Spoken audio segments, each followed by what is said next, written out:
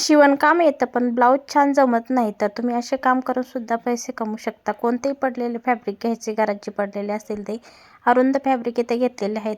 12 inch उंची आणि 12 inch रुंदी असे हे फॅब्रिक मापामध्ये घेतलेले आहे। या ठिकाणी 2 फॅब्रिक घ्यायचे किंवा तुम्ही असे अखंड सुद्धा ठेवू शकता।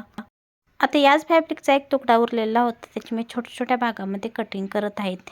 हे जे तुकडे आहेत ते आपल्याला अखंड फॅब्रिकचे आहे त्यामध्ये आपल्याला टाकून घ्यायचे आहे ते, म्हणजे यामुळे थोडासा नरमपणा येतो। तर पूर्ण असे छान पसरून घ्यायचे आहे किंवा तुम्ही या व्यतिरिक्त छोटी छोटी कतरंजी उरलेली असतात किंवा एखादं वेस्ट फॅब्रिक असेल त्याला सुद्धा असं कटिंग करून तुम्ही यामध्ये टाकू शकता। तर तुम्हाला जितके हवे असेल तितके टाकून घ्यायचे, फक्त कडकपणा नरम फॅब्रिक असावेत म्हणजे आपली सुई तुटणार नाही। तर त्याला असं वरून कवर करून घ्यायचं आणि सगळ्या बाजूने शिलाई मारून घ्यायची आहे।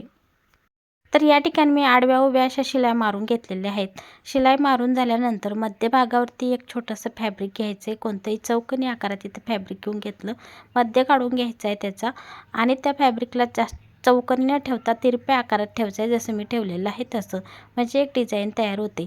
यानंतर अशा पट्ट्या घ्यायच्या आहे, अगोदरची पट्टी लावलेली आहे त्यावरती दुसरी पट्टी लावायची, म्हणजे ग्रीन कलर मी लावलेला आहे तसा एका पाठोपाठ एक वेगळा कलर घेऊन एकाच कलरचे, म्हणजे अगोदर जो लावला त्याला दुसरा कलर आणि नंतर तो अगोदरचा कलर, अशा पद्धतीनं पूर्ण पट्ट्या जोडून घ्यायच्या आहे।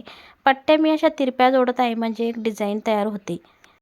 तर बघा, शिवणकामामध्ये तुम्ही कोणतंही काम करून पैसे कमवू शकता।